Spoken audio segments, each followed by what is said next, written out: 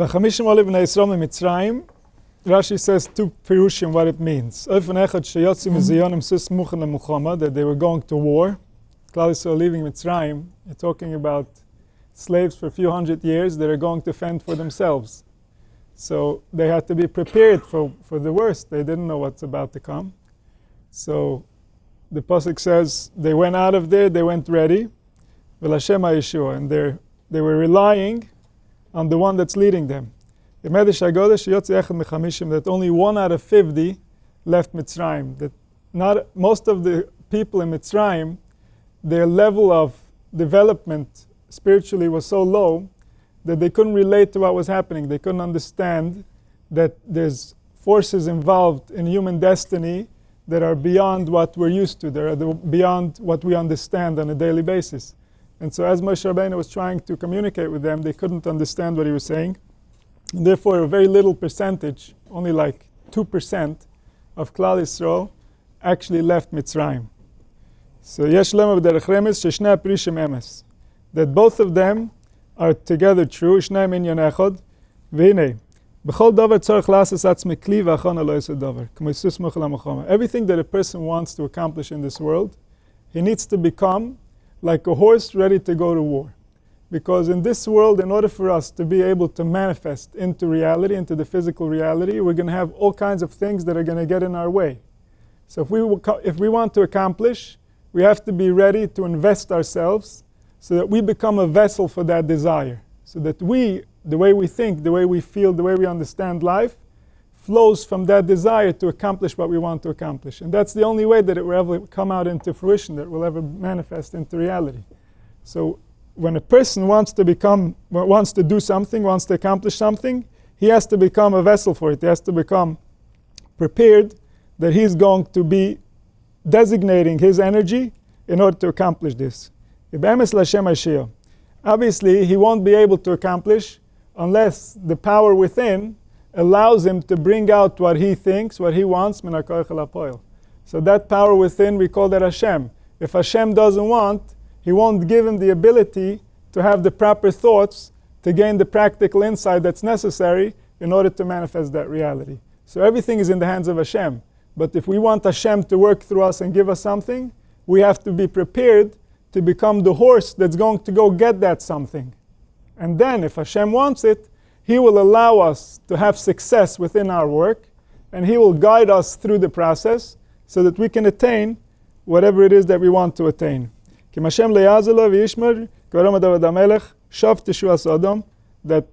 what people want to do, their way of looking at life, it's shav, it's false. Because most of what people think is not going to come to fruition, is not going to happen. So belikim nasechoil, through the power, through the force that does everything, that created life from the beginning and created our entire history, that also created everything from within us that we created in our own lives, that spoke through us, that thought through us, that acted through us, that force is the elikim. It's the force within our thoughts that actually comes out min hakoach el hapoel. And that makes it nature. That makes it a force of nature. When we come out into reality, we're no different than any other animal or than even a wind. We're a force of nature applying our energy in order to create something real into the manifested world. So our power, our force is directed by a power within us, by a logic, by an intelligence that we don't have access to, that we can't understand because it creates us. But our seichel, our intelligence, can recognize that it's there, and it can gain security by relying on it fully, by recognizing that this force knows what it needs to do, and it will take care of reality without my worrying about it. And this is the force that has been taking care of reality before you were born, and it will continue to take care of reality after you die. And it does so now also, and it allows you to be who you are. So you don't have to carry that burden. There's an intelligence, there's a force beyond you that gives you the ability to be you, that allows you to be, and you can relax. He'll take care of everything. And we rely on this force on a daily basis. There are just certain areas in our life where we've been traumatized, where we've irritated our minds, and in those areas we always try to keep control. We're always afraid of what's going to happen next, of what might go wrong, because the past has taught us that this area is a sensitive area. So our imagination has been injured in that area.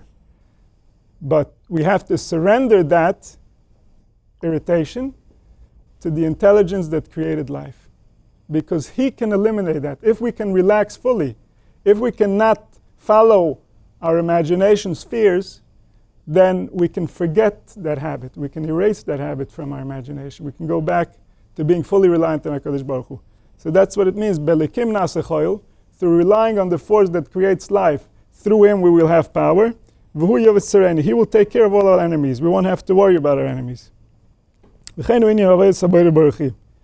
a person serves HaKadosh Baruch Hu, so a person who wants to be of service to HaKadosh Baruch Hu, what does it mean? It means he wants to serve the purpose that he was created for. He doesn't want to be busy with the maintenance of the machine, of what he's going to eat and where he's going to sleep. He wants to be busy with the ultimate purpose of why he was incarnated into a body. So a person who wants to do that, it means that he has to now become a vessel for the divinity that's already present in life. Life is a divine experience. But our minds, by becoming busy with things that are not divine, we remove the divinity from life. So when a person wants to return the divinity from life to life, he has to simply refrain from contaminating it. Refrain from thinking thoughts that are choil, that make life mundane, that make us think that what's happening to us is insignificant and meaningless. Because as soon as we fall into that trap, our nervous system doesn't have the energy necessary. It's not connected to its divinity. It's not connected to its purpose. And then, where is it going to take the energy from to act? How is it going to interact with life in a healthy way if it doesn't really believe that what's happening is meaningful, that every moment has a tremendous magnitude, is important, is infinite, and it's going to continue affecting eternity through our lives, through our children's life, forever. Every moment in our life is very, very meaningful. It's very powerful. It's very potent. And we can do with it so many different things. So by knowing how to treasure life, we gain access to additional energy, additional strength, additional will. And that gives life divinity. That gives our purpose a meaningful way of interacting with what's happening in life. And then we become a stronger force of nature. We can bring out HaKadosh Baruch Hu's desire into the world because we have more will, we have more presence, we have more drive as we connect to the divinity within nature, to the importance of what is really happening to us right now, to the significance that as soon as we leave our bodies, we're going to know the magnitude of these moments, and we're going to say, whoa, if only I knew. So now we're still here. And the more we can tap into that truth, the more power we can have while we're still in our bodies to recognize that this is a very, very meaningful experience. This is a very, very important experience. What we do, what we think, has tremendous significance to somebody that is of extreme importance, to somebody that is very big, to somebody that is very intelligent, to somebody that knows how to please. And all these things that I mentioned are not something that you have to believe by faith. You can simply see it in nature. If you look at life, you will see that these things are true. That the one who created us is extremely intelligent. And he knows how to create, and he knows how to please. He knows how to return favors. So if we tap into his desire, if we want to do his will, that gives us access to infinite power. Our imagination can go higher and higher and deeper to try to understand the depth of this power, and it will never reach a limit. Because the power that manifested us is infinite. The seichel that we have access to is infinite. Our imagination and its ability to describe to us what's happening is limited. And that's the part we're trying to develop. That's the part we need to enhance. That our imagination should be able to contain the magnitude of what's already taking place. Because our imagination is ultimately the one that's in charge of our body, that's in charge of our chemicals. So even though the truth is so magnificent, as long as we can't imagine it, we don't gain access to the chemicals that should be released by such an understanding, by such an experience. So the more our imagination will gain access to the recognition of this truth, the more we will have access to our divinity also physically, to feel it in our bodies, to get the physiology that comes with that belief. So that's what he's saying, that a person has to make himself a kli, has to become a vessel, to receive the divinity within him, v'yedua, כי ביציאת מצרים יצא ישראל מחמישים שער הטענה וחמישים שער קדושה. שיסוד החמישים סוד הנשמה. So when Klal Yisrael left Mitzrayim, they left the 49 gates of the imagination, which are called Tuma, which are called looking at life from a mundane perspective. And all these 49 gates are different ways of manipulating life to get what you want, to get your chemicals, to get your satisfaction, without actually looking at the truth of what you were created to do. How are these chemicals made to be wired? What was the intention of the one who created them? How were they supposed to work? When were you supposed to be happy and when were you supposed to be sad? Not simply how did you manage to come out after your childhood, after whatever they taught you in school or at home, but naturally what would you be? And that way is the way of the seichel. That's the way of the truth that HaKadosh Baruch Hu created inside of us. If we had access to that, we would have access to our neshama. Our neshama is the divine intelligence that runs us. So as long as we are in the 49 gates or in the 50 gates of impurity, of tuma, it means that we don't have access to our neshama because we don't understand ourselves. The intelligence inside of us is frustrated because we don't really know who she is and how important she is and how much we have to designate effort and energy to give her what she needs, to develop her appropriately so that she can have wisdom and she can have her sight back. So when we live in the darkness of the 50 gates of Tuma, the neshama is in Golus. The neshama is the darkness of the 50 disconnected from the conscious mind. We can't perceive what is it that we really desire.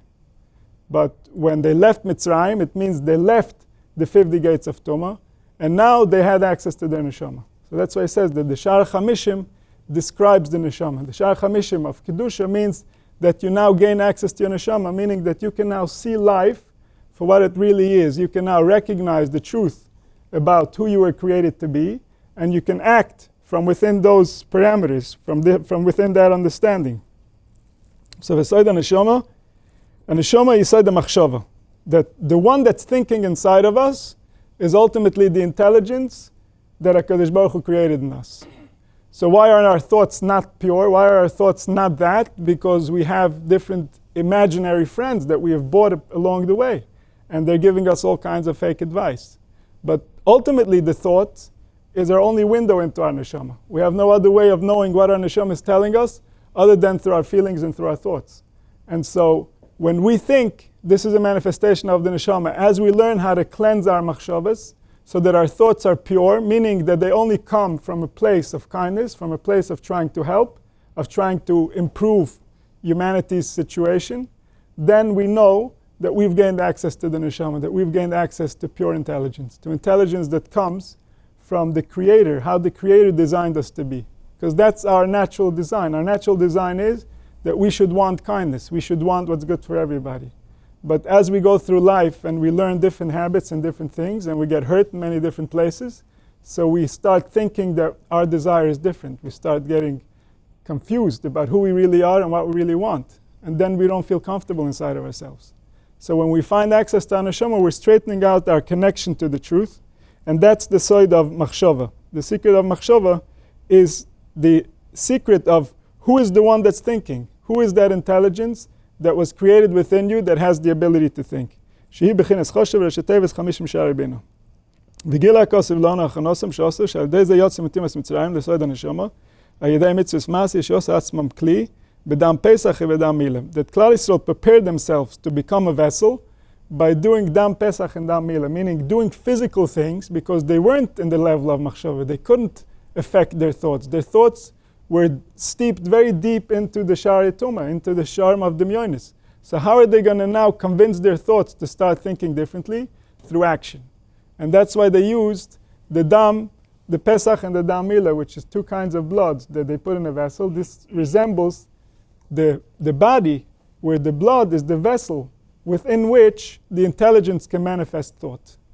So they were preparing themselves, they were preparing their bodies and their blood to become vessels for the divine wisdom, for the divine intelligence within them, so that it can guide them, so that they can go back to their original nature. That when they took the sheep of the Mitzrayim, they were actually removing themselves from the beliefs of the Mitzrayim, because the Mitzrayim were worshipping the sheep.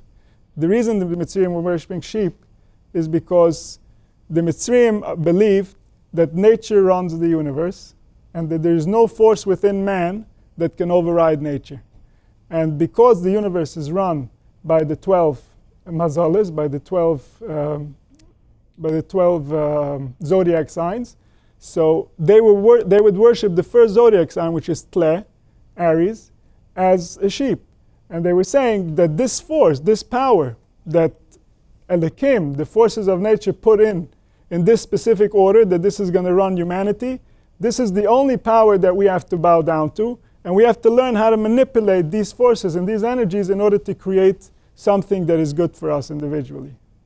And Moshe Rabbeinu taught Klal Yisrael that no, even though it's true that these forces are running nature, they're running life, they're running the energies that create our existence, they're running the energies that created our organs within the womb, and they continuously interact with our organs to create our experience. Yet, Klal Yisrael and humanity in general has access to an intelligence that is higher than that intelligence. It's the same intelligence that wrote that intelligence in the first place.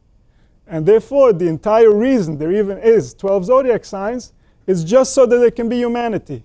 And therefore, humanity shouldn't bow to the zodiac signs should bow to humanity. And therefore, they took the sheep and they shechted it, they killed it, and they said, I'm going to eat you, meaning you're here to service the purpose of humanity.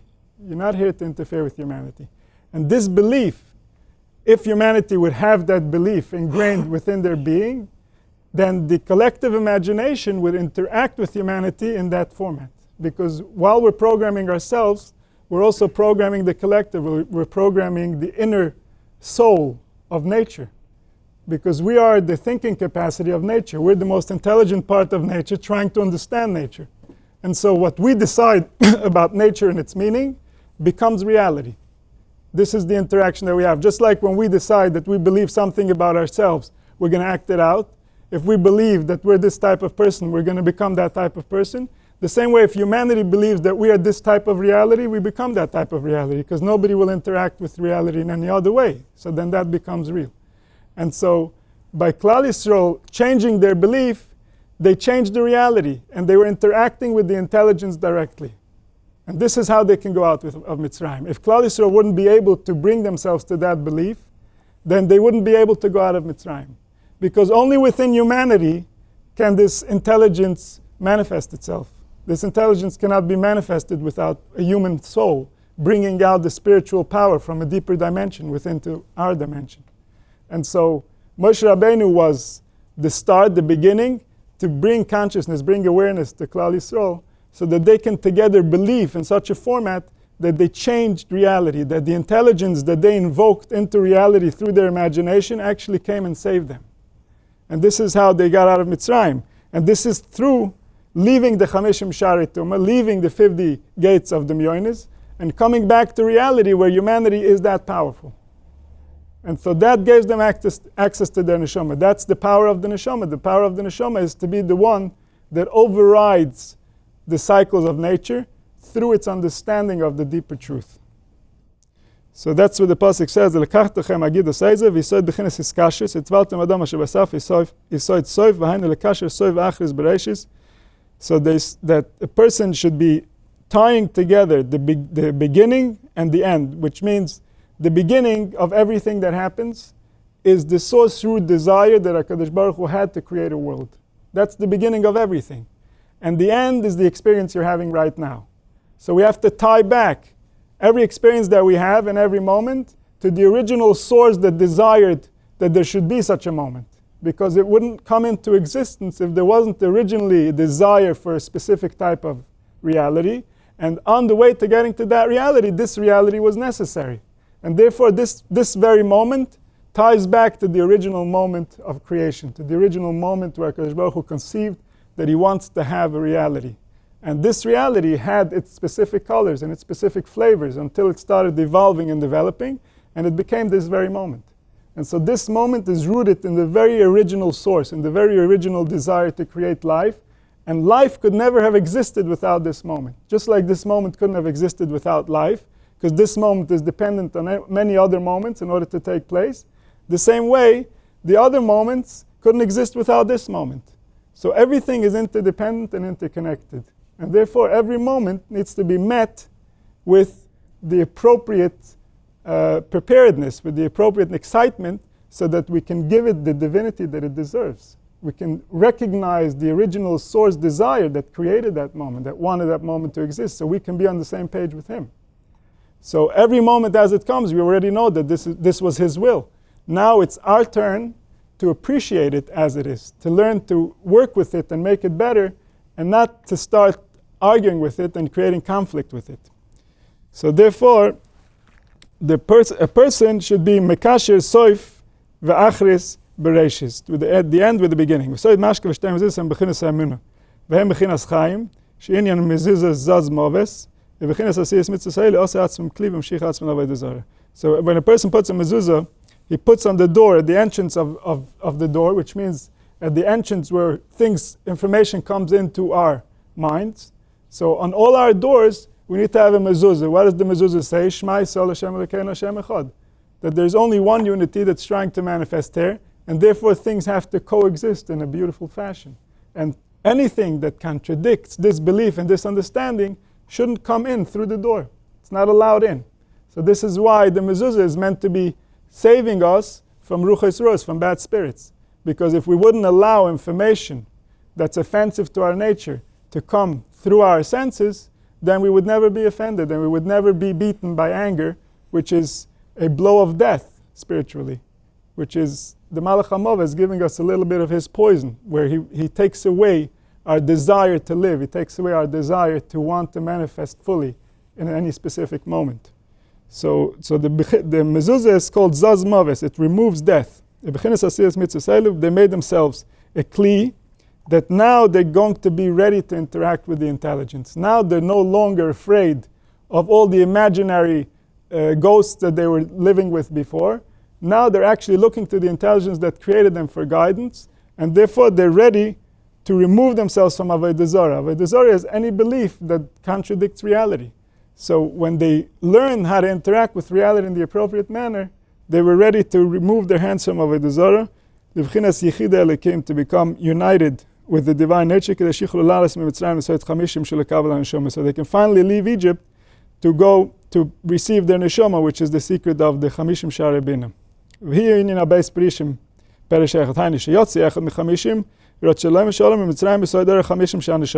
So the first thing we said is Klal Yisrael left only 1 out of 50. So he says, what does it mean 1 out of 50? It means that they left connected to their neshamas. The chamishim is the bechina of neshama. So the neshamas is what left Mitzrayim. It's not the people the way that they were before. Before, they were disconnected people. They were people living in different states of imaginary realities, and they couldn't really tell what's real and what's not real. Now, they're coming out connected to the neshamas. They're coming out connected to a different reality. They can see who is guiding them. They can see what the truth really means and how it really works. And the authority of the Mitzrayim didn't have any effect on them any longer. And the second paragraph, that they came out with weapons ready for war.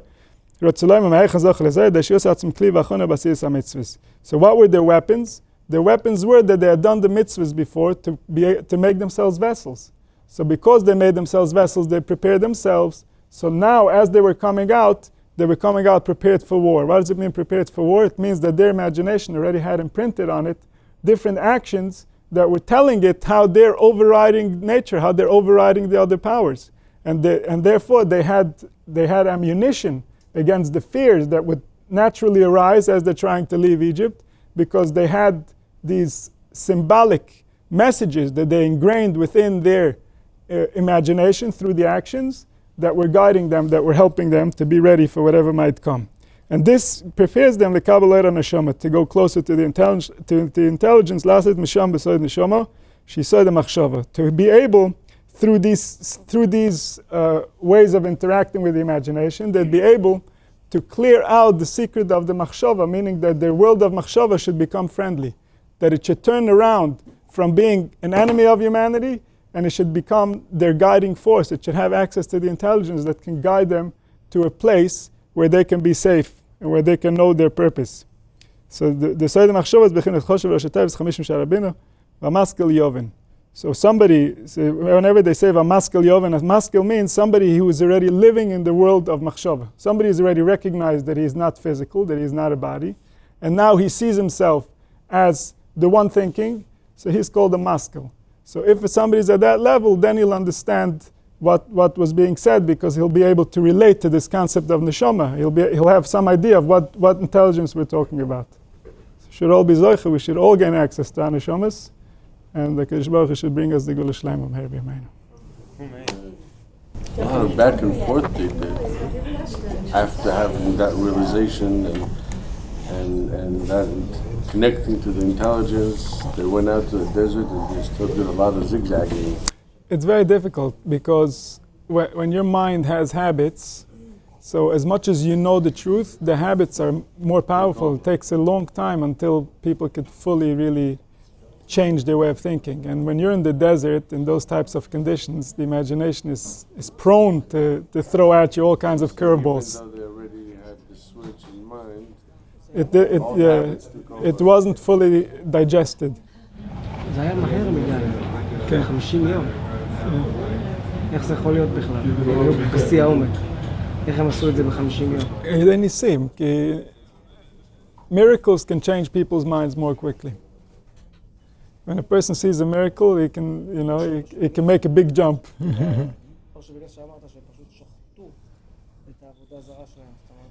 זה הכל היה חלק מהתהליך. Everything was part of that process. You said there are 50 different contaminations that basically played with their minds that distracted them from the one ultimate thinking truth, right? How does a person know the difference between a contaminated thought and a real thought? The first sign is if it's friendly to humanity. If it doesn't love humanity, then it doesn't belong to humanity. If it doesn't belong to humanity, you want no part of it. And the second thing is that when something comes from real intelligence, it comes in order to give you an improvement that you haven't thought of before. When the imagination gives you stuff, it's usually recycling. It's playing with old material. It keeps on throwing at you the same crap. But as soon as the intelligence gets involved, he has new things to say. He has things to say that you've never heard before. So those are insights. Those come from a deeper place. And that's how slowly a person can get back to recognizing his true nature, is by evolving that intelligence. So it's somewhat related to what people call the intuition, but people have different understandings of what that intuition is. But essentially, there's something inside of us that thinks, and it's much smarter than we understand, but we're giving it the wrong types of work, and that's why it's more clumsy. But in nature, where it belongs, it's extremely, extremely intelligent. It's very advanced. So when we learn how to gain access to it in the right way, in the way that it wants to speak to us, so to speak, not in the way that society wants to speak to each other, then we can understand ourselves on a deeper level, and then that intelligence can think what it wants to think, and not be constrained by programming, by what other people think. I ask you imagination. We can't imagine anything that we haven't already been exposed to. Right? Our limited grasp, anything we can imagine is a combination of things that we've already seen. Right. In Chagigo, the Gemara about not thinking beyond, and not thinking too far. Right. How do we reconcile that with the fact that that's the place where we actually need to actually go in order to gain the intelligence to cope with? It's not malamat. It's malamata would mean if you actually want to figure out things that are beyond your capacity. To figure out how you think is not only your obligation, but it's your entire life. You have no other way of understanding yourself and making order in what's going on in there unless you understand how you manifest from desire into thought. So this is not malamata. This is coming back home. This is what they call tshuva, coming back to reality. Once you're in reality, you might have questions about reality. But for us, we're not in reality, so the questions we ask about reality are usually not even questions. We just haven't even noticed what's happening properly to understand the context. Because that's the application of it. Because people use that as a means to not go further in the thought, and the thought is... That's just the fear of getting to know their neshama, because the neshama in today's generation is very, very far from the truth. So getting to know your neshama could involve pain. It could involve misunderstanding, confusion. So people are avoiding it because they're afraid of it. They don't really want to see their spiritual situation, but eventually they're going to see it, and usually that eventually happens when there's nothing they can do about it anymore. Right, so you might as well look at it. So you might as well be the truth while you're that, because avoiding it and living in denial doesn't solve any problems. It makes the problems bigger. So why couldn't they all get out? That's right. Why couldn't collectively Klal Yisrael create an experience? Why did so many have to fall behind? So he changed the Zach to be in a neshama, in which case it's different. Right. And what I'm saying is that all the neshamas are on, whatever level they're on, that's the intelligence, and it gets tweaked and stronger. There's a reality about how our bodies and our minds work that is real. To us, it's like, why can't it just be this? Why can't it just be that? If we're a miracle land, why not do whatever you want? But there's a real way to how things work that we don't understand. And that way caused things to happen in the best way that it could. We can rely on that fully. We don't even have to second guess. So whoever was present was making sure it's happening the best way possible, and whatever happened was the best way possible. Just like in your life, I'm going to assume that. And we can assume that for everybody. This is our nature. You don't worry about yourself because you decided that you need to. You worry about yourself because that's your nature. So just like you worried about yourself, he worried about himself, and other people worried about themselves, and we got the best situation possible. So now, our turn is now to worry about ourselves and make our situation the best possible.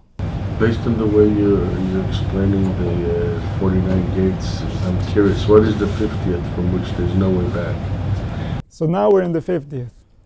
Welcome to hell. How do you define that 50th, and what does it mean? So we spoke about it once. So the Chaim Kodesh says that the 50th was only no way back as long as they didn't have the Torah. Now that they have the Torah, there's a way back. And the reason for that is because the 50th shar means the 49 sharim are simply relating to nature. So the first shar, for example, of the 49 sharim is knowing the 4 elements and understanding the depth of their spiritual meaning, their physical meaning, and how they interact with life. So that you're getting to know the basics, the elements that create nature. Then to know all the tzmochim, to know all the plants, to know what they're good for, to know their health benefits, to understand the spiritual language of these things. Then to the chai, the animals, and so on, to the people, and to the levels of speech and the nefashos that are inside the body, and how you control them, and the different levels of kishuv, of tying these nefashos up so that they can't harm the world, and all that kind of stuff. So by the time a person gets to the 50th level, he basically knows himself. He finally received his gift. He is himself.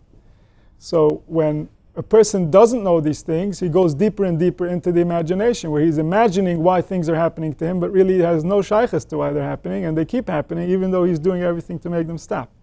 So a person like that is living in his imagination, fighting the seichel, fighting the very reality that's giving him life. So he's in a struggle with life because he doesn't understand life. Going into the 50th means that your struggle has become so severe that you don't even believe there's a solution or that there should be a solution.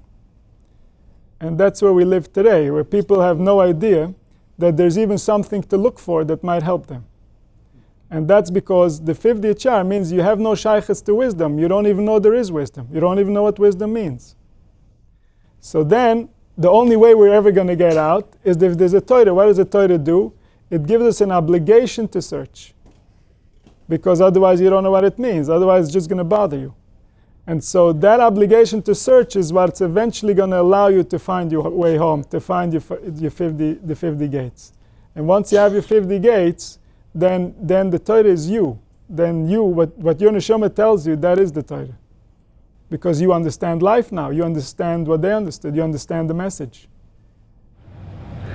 You said that in order to know yourself, you got to first understand the plants, and then the animals, right, and then the stars, the universe, yes, the world. So I speak for myself, but I spend so much time thinking about me I'm like, people are like thinking, oh, what's under the ocean and what's in this planet? I'm like, who the hell gives a damn what's out there? Just let's first figure myself out. But what you're saying is, no, in order to figure you out, you need to figure out all the other things. Then you'll know exactly what you are is called everything. You are everything. You're also a plant, you're also the elements, you're also an animal, and you're also a person. So in order to understand you, we have to understand all the elements that create you before we can even get to, okay, why does it now mean when they interact with each other within one organism? Understand? So you want to go back to understanding the basic elements that create, first of all, your physical equipment, and then how did they interact spiritually to create your experience? This is something that people used to know. On the note, you mentioned that people, like, they have to look at the Torah in order to remind themselves to wake up. So it has to give them a feeling that irks them, something that bothers them about it. Yes. Because majority, we'd say, unfortunately, don't even know that there's something to look for, Exactly. as you mentioned. So maybe the fact that the Torah has a lot of literal translations that would offend most of society today, maybe that's the calling. Definitely, the Torah has built into it it's basically like a stupidity blocker. So the more stupid the generation, the more they're going to suffer, because the more stupid they are, the more they're going to have to suffer to realize that there's something to look for. So that's not Hashem punishing. That's nature. That's the lack of intelligence punishing. That's Hashem punishing, because Hashem is the intelligence that's trying to become you. He's frustrated, he doesn't know how to be you. So if you're not learning it, he wants to be me. He wants to be what your nature wants to take over, and your thoughts and opinions are getting in its way. Your nature was created to be a certain way. Your parents weren't in on the secret of what you're supposed to be. So your nature, we call that God. He's God's representative within you, trying to bring you back to reality. Your thoughts, your opinions, your feelings and emotions might get in the way. So now your intelligence is going to get more and more frustrated. That's God getting angry. And that's what's going to punish you. The more we understand ourselves, the less there's frustration within us. And then God's not angry. So Olam Haba and Gehenna, are they just states of being? Gan Eden and Gehenna are two states of how a person feels within existence. It's two levels of experience. And the reason there's such a strong contrast between them is simply because humanity has a very strong desire for pleasure and a very strong aversion for pain. So in reality, in nature, it's no different than light and dark, day and night, moon and sun, and all the other things that come in pairs. But for humanity, this distinction between pleasure and pain is very, very distinctive. And that's why our entire way of thinking about life flows from this distinction. Is it going to take you to Gehenna, or is it going to take you to Gan Eden? Is it going to cause you pleasure eventually, or is it going to cause you pain? So this is the ultimate guide that guides humanity. What does it need to do? It can only do things that ultimately bring it to the most amount of pleasure.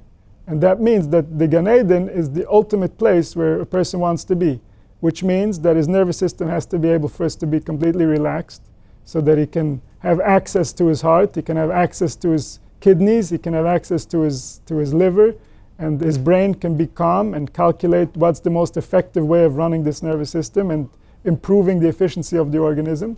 And then he needs to process all the traumas and all the life events that he went through to figure out what that means for his future and what he's supposed to do now.